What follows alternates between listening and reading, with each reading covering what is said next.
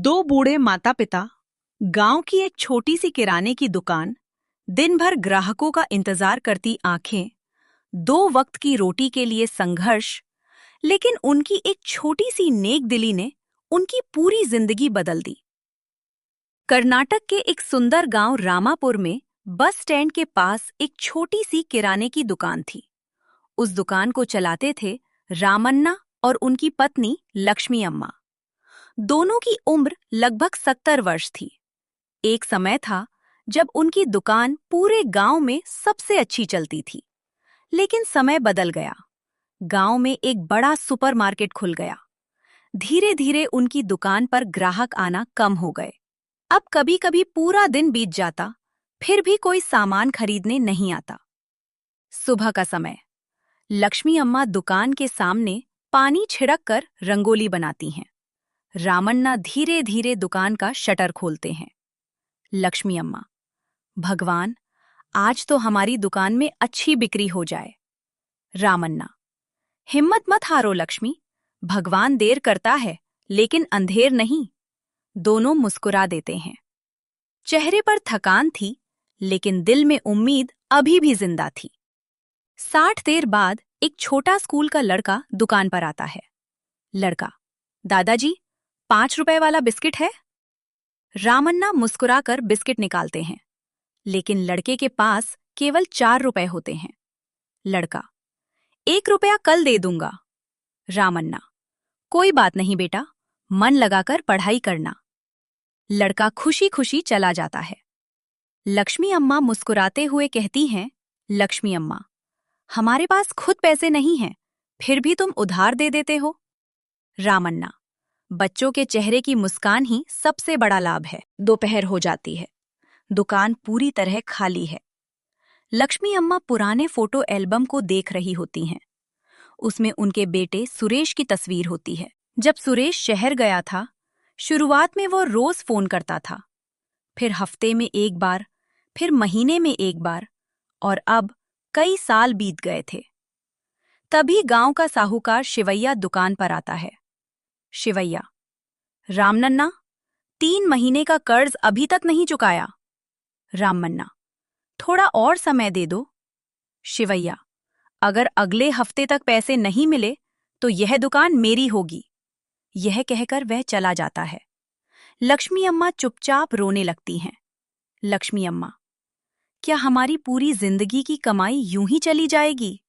रामन्ना: नहीं लक्ष्मी, भगवान हमें कभी अकेला नहीं छोड़ेगा। शाम होने लगती है। तेज बारिश शुरू हो जाती है। तभी एक बूढ़ा भिखारी दुकान के सामने आकर खड़ा हो जाता है। वह पूरी तरह भीगा हुआ था। भिखारी: 2 दिन से कुछ नहीं खाया, अगर थोड़ा खाना मिल जाए।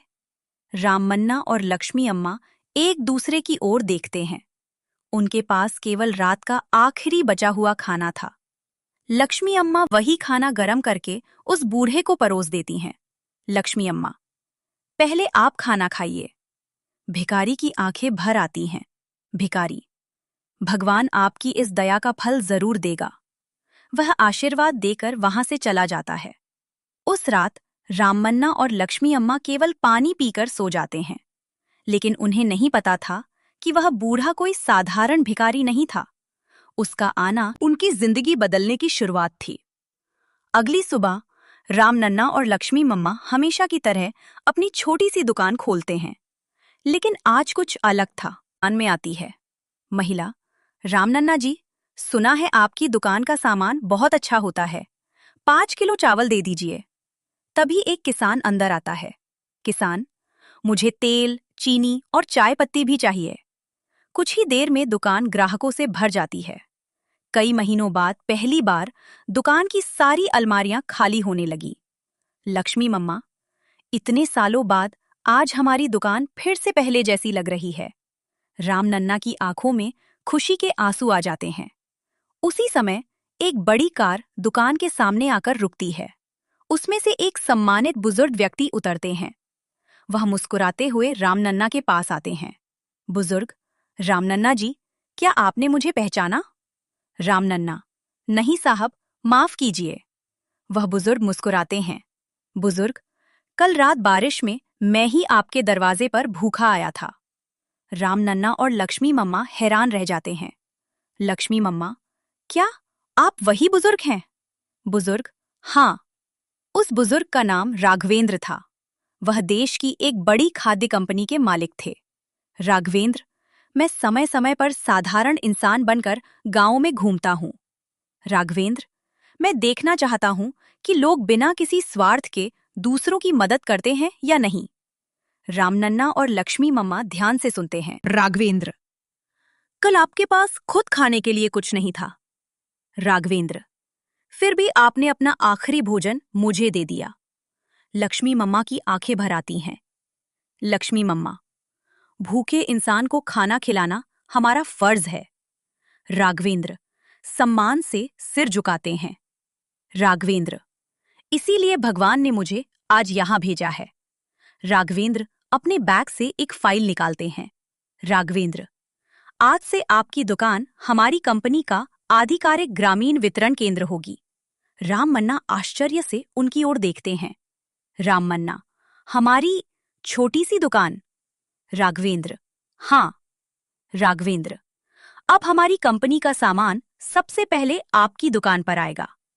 लक्ष्मी मम्मा, क्या यह सच है? राघवेंद्र, बिल्कुल। दोनों की आंखों से खुशी के आंसू बहने लगते हैं। उधर शहर में सुरेश अपने मोबाइल पर एक वायरल वीडियो देख रहा था। उस वीडियो में उसके माता पिता बारिश में एक भूखे बुजुर्ग को अपना खाना खिलाते दिखाई दे रहे थे। वीडियो के नीचे लिखा था, गरीब हैं लेकिन दिल के सबसे अमीर। सुरेश की आंखें नम हो जाती हैं। सुरेश, मैं कैसा बेटा हूं? सुरेश, मेरे माता पिता इतने संघर्ष में थे और मैं उनसे मिलने भी नहीं गया। मैं गांव के लिए निकल पड़ता है। राममन्ना और लक्ष्मी मम्मा को अभी तक यह नहीं पता था कि उनकी जिंदगी का सबसे बड़ा सुख अब उनके दरवाजे पर दस्तक देने वाला था। अगली सुबह रामन्ना और लक्ष्मी मम्मा हमेशा की तरह अपनी दुकान खोलने की तैयारी कर रहे थे। तभी दुकान के सामने एक कार आकर रुकी। दरवाजा खुला और उसमें से एक युवक बाहर उतरा। रामन्ना ने जैसे ही उसे देखा, उनकी आंखें भर आईं। रामन्ना, सुरेश। लक्ष्मी मम्मा, मेरा बेटा। लक्ष्मी मम्मा दौड़कर अपने बेटे को गले लगा लेती हैं। सुरेश, माँ, पिताजी, मुझे माफ कर दीजिए। सुरेश हाथ जोड़कर अपने माता पिता के सामने खड़ा हो जाता है। सुरेश, मैं शहर की नौकरी, पैसे और अपनी जिंदगी में इतना उलझ गया, सुरेश, कि मैं भूल गया कि मेरी असली दुनिया तो आप दोनों हैं। रामन्ना उसके कंधे पर हाथ रखते हैं। रामन्ना, बेटा, माता पिता अपने बच्चों से नाराज नहीं रहते। लक्ष्मी मम्मा, तुम वापस आ गए, हमारे लिए यही सबसे बड़ा उपहार है। सुरेश रो पड़ता है। सुरेश, अब मैं आपको कभी अकेला नहीं छोड़ूंगा। कुछ दिनों बाद राघवेंद्र की मदद से दुकान पूरी तरह नई बना दी जाती है। नई अलमारियां, नया काउंटर, नया बोर्ड और दुकान का नया नाम रखा जाता है, रामन्ना और लक्ष्मी मम्मा जनरल स्टोर। पूरा गांव उद्घाटन समारोह में पहुंचता है। गांव वाला, ये सिर्फ दुकान नहीं, हमारे गांव की पहचान है। तालियों की गूंज से पूरा माहौल खुशियों से भर जाता है। उसी दिन साहूकार शिवैया फिर दुकान पर आता है, लेकिन इस बार रामन्ना मुस्कुराते हुए उसे पूरे पैसे लौटा देते हैं। रामन्ना, ये आपका पूरा कर्ज। शिवैया शर्मिंदा हो जाता है। शिवैया, रामन्ना जी, मैंने आपको बहुत दुख दिया, मुझे माफ कर दीजिए। रामन्ना मुस्कुराते हैं। रामन्ना, गलती इंसान से होती है, लेकिन उसे स्वीकार करना सबसे बड़ी बात है। दोनों हाथ मिलाते हैं। सुरेश अपनी पत्नी और 2 बच्चों के साथ हमेशा के लिए गांव लौट आता है। अब पूरा परिवार साथ रहने लगता है। दुकान में फिर से हंसी लौट आती है। पोती, दादाजी, क्या मैं ग्राहकों को टॉफी दूं?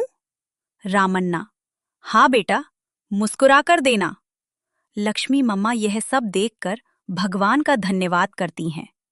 लक्ष्मी मम्मा, आज लगता है हमारी सारी परेशानियां खत्म हो गई। शाम का समय, दुकान बंद हो चुकी थी। पूरा परिवार दुकान के बाहर बैठा था। सूरज धीरे धीरे पहाड़ों के पीछे छिप रहा था। ठंडी हवा चल रही थी। रामन्ना आसमान की ओर देखकर मुस्कुराते हैं। रामन्ना, लक्ष्मी, मैंने कहा था ना। लक्ष्मी मम्मा, क्या? रामन्ना, एक दिन सब ठीक हो जाएगा। दोनों एक दूसरे का हाथ पकड़कर मुस्कुराते हैं। सुरेश उनके पास बैठ जाता है। पोते पोतियां दुकान के सामने खेल रहे होते हैं। कैमरा धीरे धीरे ऊपर उठता है और दुकान के बोर्ड पर रुक जाता है। रामन्ना और लक्ष्मी मम्मा, जनरल स्टोर। कहानी का संदेश: अच्छे कर्म, धैर्य और उम्मीद कभी व्यर्थ नहीं जाते। चाहे मुश्किलें कितनी भी बड़ी हों, अगर इंसान हार नहीं मानता तो एक दिन उसकी जिंदगी जरूर बदलती है। माता पिता का प्यार दुनिया की सबसे बड़ी दौलत है। उन्हें कभी अकेला मत छोड़िए।